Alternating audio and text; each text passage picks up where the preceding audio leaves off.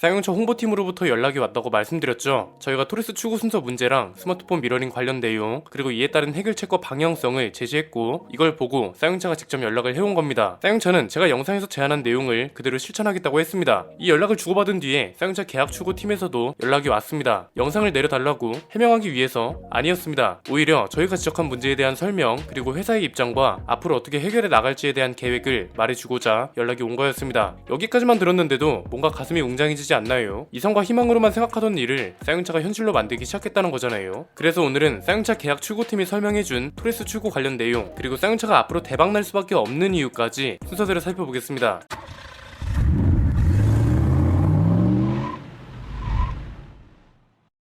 지난번 영상에서 출고 순서 문제를 다뤄드렸습니다. 간단하게 요약하자면 뭐였나요? 부품 수급 문제 때문에 출고가 지연되는 것까지는 괜찮은데 출고 순서 차이가 너무 큰 게 문제라는 거였고, 고객들이 제대로 된 공지를 못 받으면서 혼란이 생긴다는 게 문제였습니다. 이 영상을 보고 쌍용차 계약 출고팀에서 직접 연락을 줬습니다. 계약 출고팀이 말해준 내용은 크게 세 가지였습니다. 첫 번째는 저희 채널에서 이야기한 것들이 모두 맞다는 거였습니다. 출고 지연 문제에 대한 지적, 고객들이 여기에 불만을 품는 이유, 그리고 이걸 어떻게 해결해야 할지 제안한 내용이 포함되어 있었죠. 지금까지 이런 자동차 회사가 없었습니다. 문제를 인정하고 어떻게든 해결하려고 하는 모습, 그리고 이게 노력에서만 끝나는 게 아니라 실제 행동으로까지 이어진다. 자동차뿐만 아니라 거의 모든 분야에서 이런 회사는 보기 힘듭니다. 이건 진짜 쌍용차 직원분들께 감사 인사를 드리고 싶습니다. 이걸 통해서 알 수 있는 건 올바른 문제 파악과 합리적인 제안을 하면 자동차 회사도 충분히 수용하고 행동한다는 거죠. 두 번째는 출고가 왜 꼬였는지에 대한 설명이었는데요. 제일 큰 문제는 20인치 휠이었습니다. 20인치 휠이 쌍용차가 예상했던 것보다 인기가 너무 좋았던 거죠. 그래서 납기 순서가 꼬인 건데 8월부터 20인치 휠 납품을 대응하기 위해서 금형을 2개 정도 추가할 예정이라고 합니다. 문제 파악이 굉장히 빠르고 이걸 빠르게 대응하기 위해서 아예 공장 설비를 추가한다는 건데, 이런 것만 봐도 차주들을 굉장히 배려하고 있다는 게 느껴집니다. 7월에는 20인치 휠이 들어간 차를 1100대 정도밖에 못 만들었다고 합니다. 금형 설비를 추가하고 부품 수급 문제도 해결하면서 1100대였던 걸 2000대, 2600대 이런 식으로 계속 늘려갈 예정이라고 합니다. 20인치 휠 모델의 대기 기간이 많이 당겨질 걸로 보이네요. 그리고 특정 인기 옵션 사양이 유독 늦어지고 있는 이유도 설명을 해줬습니다. 이건 토레스의 옵션 조합이 워낙 다양하기 때문이라고 합니다. 지금 토레스 계약 건수가 거의 5만 대에 달한다고 합니다. 인기가 진짜 대단한 거죠. 그런데 옵션 조합이 너무 다양해서 특정 옵션으로 계약된 차가 5만 대 중 한 대만 있는 경우도 있다고 합니다. 그러니까 옵션 조합이 거의 커스텀 수준으로 가능하고 그만큼 옵션 조합이 경우의 수가 많다는 거죠. 이건 지금 당장 바꾸긴 그렇지만 어차피 계속 인기가 좋을 것 같거든요. 연식 변경 같은 걸 통해서 옵션을 조금 정리하거나 현대차처럼 인기 옵션을 묶어둔 패키지를 만드는 건 어떤지도 고민해 주셨으면 합니다. 세 번째는 차주들 사이에 있는 오해에 대한 설명이었습니다. 지금 크게 두 가지 오해가 있죠. 고객한테 공지도 없이 순서가 뒤로 밀리고 렌터카부터 출고해준다 이런 건데, 일단 공지도 없이 순서가 뒤로 밀린다는 건 사실과 멀었습니다. 이미 토레스는 계약 변경을 할 수 있는 기회가 2번이나 있었다고 합니다. 처음 차가 공개됐을 때, 그리고 정식 출시됐을 때죠. 왜 이 기회를 줬냐면 보통 사전 계약 때는 실물을 보지도 않고 계약하잖아요. 고객들이 실물을 보고 컬러나 옵션 같은 계약 내용을 변경할 수 있도록 기회를 줬다는 겁니다. 이건 쌍용차가 고객을 배려해주고 있다는 걸 알 수 있는 대목인 것 같고요. 렌터카만 출고한다는 오해도 있었습니다. 이거 현대차도 똑같은 이슈가 있어서 영상으로 한번 다뤄드렸죠. 렌터카 먼저 출고해주느라 고객들 차가 늦어지는 거다. 이건 오해라고 말씀드렸습니다. 뒷순서에 있던 렌터카를 앞당겨서 출고하는 경우는 없습니다. 그래서 문제를 지적하려면 렌터카 회사가 수천 대, 수만 대씩 계약하는 걸 제한해야 한다. 이런 식으로 해야 한다고 말씀드렸습니다. 렌터카 회사는 계약 단위가 일반 고객들하고는 차원이 다르잖아요. 이렇게 되면 어떤 문제가 생기나요? 만약 내 앞순서가 렌터카 회사 계약 물량이에요. 이러면 몇천 대 물량이 해당하는 기간을 기다려야 하는 거죠. 토레스도 비슷한 문제를 겪고 있었는데 쌍용차는 이렇게 대처하고 있었습니다. 렌터카가 앞순서에 몰려있는 경우도 분명 있습니다. 이럴 때는 일반 고객들 차도 같이 생산해서 출고할 수 있도록 하고 있다고 합니다. 이러면 일반 고객들의 출고가 터무니없이 늦어질 일은 없는 거죠. 이건 진짜 유연하게 잘 대처하고 있는 것 같습니다. 앞으로 생산량을 어떻게 늘려갈지 이에 따른 계획도 설명해 주셨습니다. 일단 8월부터 생산량을 더 늘리겠다고 했습니다. 지금 부품 수급이 안정적이질 않아서 딱 정해진 대수를 말하기는 어렵지만 일단 계약상으로는 최대 5,000대 정도 생산할 계획이라고 합니다. 그리고 반도체 같은 부품 수급 문제가 생겨도 4,500대 이상을 생산하기 위해 노력 중이라고 합니다. 생산 문제는 걱정 안 해도 될 것 같습니다. 이 대본을 쓰는 당일에 쌍용차가 직접 보도 자료를 냈더라고요. 일단 토레스 생산량을 늘리기 위해서 노조가 여름 휴가를 반납하고 주말 특근까지 진행한다고 합니다. 쌍용차 노조가 얼마나 이상적이고 협조적인지 알 수 있죠. 여름 휴가 기간인 7월 30일부터 8월 7일 중에 주말 특근을 시행하고 주간 연속 2교대 시행, 그리고 공장 풀가동도 모자라서 특근까지 한다는 겁니다. 그리고 제가 말씀드렸던 대로 고객들한테 양해를 구하는 내용이 보도 자료에 들어 있었습니다. 부품 공급이 한계 한계, 그리고 옵션 사양 선택에 따라 계약 순서대로 생산이 이루어지지 않았고, 이로 인해 출고 혼선 같은 고객 불편을 드린 점에 대해 영업 일선의 안내문을 통해 양해를 구하고 계약 일자별 생산 가능 일정을 수시로 공지할 계획이라고 합니다. 그리고 여기에 내비게이션 화면 문제 있죠. 이것도 10월 중에 상품성을 개선해서 풀사이즈로 사용할 수 있도록 업그레이드 해줄 예정이라고 합니다. 이것도 지금까지 쌍용차 오피셜이 없어서 혼선을 준다고 말씀드렸잖아요. 그래서 쌍용차가 보도 자료를 내든 뭔가 공식적인 안내가 있어야 한다고 말씀드렸는데 이걸 실제로 쌍용차가 한 겁니다. 야, 저는 진짜 이 보도 자료를 보는 내내 감격스러운 마음을 감출 수가 없었습니다. 홍보팀에서 연락이 왔다는 내용 전해드렸죠. 홍보팀이 저희 이야기를 열심히 듣고 저희한테 자문도 구하고 더 좋은 방향으로 나아가기 위해 논의도 계속하기로 했다고 말씀드렸습니다. 계약 출고팀까지 저희 이야기를 귀담아 듣고 계신다는 점이 한편으로 뿌듯하면서도 책임감도 더 크게 느껴지는 것 같습니다. 이번에 쌍용차 홍보팀과 계약 출고팀의 대응을 보면서 딱 세 가지를 느꼈습니다. 첫 번째는 쓸데없는 변명이나 해명을 하려는 게 아니라 오히려 문제를 빠르게 해결하려고 노력하고 있다는 거였습니다. 계약 출고팀하고 전화를 하기 전에 저희한테 이메일부터 보내주셨거든요. 여기도 보면 해명이 아닌 설명을 드리고자 메일을 드리게 되었다, 이렇게 쓰여 있었습니다. 이게 진짜 중요한 포인트입니다. 제가 제시한 가장 이상적인 방향대로 쌍용차가 나아가기 시작했다는 겁니다. 이건 정말 중요한 순환 구조를 만들어냅니다. 기업들이 선택 실천하지 못하는 부분이고 가장 욕먹는 부분이거든요. 만약에 어떤 문제가 하나 생겼어요. 이건 실제 사용자인 고객들 사이에서 가장 먼저 이슈가 됩니다. 그리고 이런 문제를 저 같은 사람들이 파악하고 내용을 정리하고 이걸 어떻게 인식하고 해결하는 게 좋은지 작성해서 영상으로 내보냅니다. 보통은 여기에서 끝납니다. 그런데 쌍용차는 이런 영상을 보고 회사 내부적으로도 문제를 파악합니다. 그리고 직접 연락을 해서 해결 방안을 같이 논의하고 방향성을 잡고 더 이상 논란이 커지는 걸 방지하기 위해서 보도 자료, 안내문 이런 걸 내보냅니다. 이건 뇌피셜이나 카더라가 아니라 제조사에서 내보낸 공식 입장이자 설명이잖아요. 이것만 있어도 고객들 사이에서는 불필요한 오해가 더 이상 생산되지 않습니다. 그리고 기업이 이런 빠른 대처를 본 고객들은 역시 믿고 구매할 수 있는 쌍용차네, 고객을 배려하고 생각해주는 게 느껴지는구만, 이렇게 생각하게 되고 결국 회사는 긍정적인 이미지까지 잡아가는 겁니다. 이런 내용이 얼마 전까지만 해도 이상과 희망에 불과한 내용이었는데 쌍용차가 이걸 현실로 만들고 있다는 겁니다. 두 번째는 이런 대응을 할 때는 어떻게 해야 효과적인지도 쌍용차가 잘 파악하고 있다는 겁니다. 우리는 살면서 이런 문제를 접할 때가 굉장히 많습니다. 이럴 때 가장 답답하고 짜증나는 게 뭔가요? 일명 공무원체로 말하는 거죠. 긍정적으로 검토해 보겠습니다, 이 말이 대표적입니다. 이건 그냥 그겁니다. 야, 우리가 문제를 알고 있긴 하거든, 검토는 해볼 수 있는데 해결할 수 있다고 확답은 못 하겠으니까 그렇게 알아, 이런 겁니다. 그런데 쌍용차는 이게 아니죠. 딱 세 가지 흐름이 딱 맞아 떨어집니다. 문제를 파악하고 인지하고 해결해서 어떤 문제가 있다고 다시 한번 정리를 해줍니다. 그런 다음 이걸 어떻게 해결하겠다는 명확한 계획과 해결책을 제시합니다. 그리고 마지막으로 양해를 구하거나 사과하면서 마무리합니다. 이 세 가지 흐름의 중요성을 정확하게 알고 있고 실제 행동으로 실천하고 있다는 점은 우리가 진짜 높게 평가해줘야 하는 부분입니다. 세 번째는 이건 저희 마음가짐에 대한 건데요. 이런 합리적인 순환 구조는 긍정적인 영향을 어떻게든 만들어낼 수 있다는 겁니다. 자, 허위사실, 근거 없음, 억지로 까기 이런 걸로 먹고 사는 사람들이 있습니다. 그리고 어떤 채널은 사실이 아닌 내용으로 채널과 사람을 저격해서 말도 안 되는 피해를 만들기도 하고 이걸 통해 자신의 이익을 가져갑니다. 저는 쌍용차에 대한 이야기를 평소처럼 진행해왔고 문제 파악과 해결책도 함께 제시했습니다. 그런데 그 채널이 이상한 영상을 내보낸 이후로 현대차한테 돈 받았네, 쌍용차 까달라는 지령 받았네, 깔 게 없어서 이런 걸로 까냐, 더 이상 뭘 바라냐, 현대차 빨아주고 쌍용차 까주면 현대차가 봐준대냐, 쌍용차가 잘 나가기 시작하니까 갑자기 깐다, 현대차 말고 이딴 거 시킬 곳이 있나, 이런 멍청한 댓글이 늘어나기 시작했습니다. 대체 어떤 교육을 받으면서 살아왔길래 이런 말도 안 되는 사고와 논리로 세상을 바라보는 건지 모르겠습니다. 우리 구독자분들은 제가 그동안 해왔던 쌍용차 이야기들, 그리고 쌍용차가 이걸 실제로 실천하기 시작했다는 걸 보고 정말 많은 걸 느끼셨을 것 같습니다. 아마 저보다 훨씬 감격스러운 분들도 계실 것 같습니다. 진짜 이런 걸 보고 가슴이 웅장해진다고 표현하는 게 아닐까 싶네요. 조회수도 중요합니다. 이게 저희한테는 생계 유지를 위한 수단이니까요. 그런데 이것만 추구했다면 쌍용차를 그냥 억지로 까고 말았을 겁니다. 그런데 저는 에디슨한테 대있는 쌍용차가 너무 안타까웠고 자동차 회사 하나가 무너지면 그에 따른 피해가 상당하다는 것도 알고 이게 현실이 되는 게 너무 싫었습니다. 제가 지금까지 짚어드렸던 문제, 그리고 이에 따른 해결책들은 그렇게 어려운 게 아니었습니다. 그런데 일반 고객들은 당연히 내가 돈을 주고 산 제품이기 때문에 감정이 들어갈 수밖에 없는 게 당연하고, 그래서 고객들 입장에선 문제 파악과 해결책 제시가 어려울 수도 있겠더라고요. 저같이 분석과 비평을 업으로 하는 사람이 필요한 이유도 여기에 있는 거겠죠. 저 또한 이번 사례를 통해 배운 건 누구나 납득 가능하고 감정적으로 호소하는, 억지가 아닌 근거와 숫자로 말하고 기업도 충분히 좋은 방향이라고 느낄 수 있도록 설득하고, 이 모든 걸 논리적으로 이야기한다면 기업도 움직일 수 있다는 겁니다. 그 채널, 지금 이 영상이 나갈 때쯤이면 그 영상을 내렸을지는 모르겠습니다. 괴테가 이런 말을 했습니다. 언론의 자유를 부르짖는 것은 그것을 남용하려는 사람들 뿐이다. 자유롭게 말할 수 있다고 해서 그 말에 대한 책임까지 없어지는 건 아니라는 걸 꼭 아셨으면 합니다. 오늘 내용은 여기까지입니다. 내용이 유익하셨다면 구독과 좋아요, 알림 설정 부탁드립니다. 저는 김승현 안PD 스포일러 안PD였습니다. 감사합니다.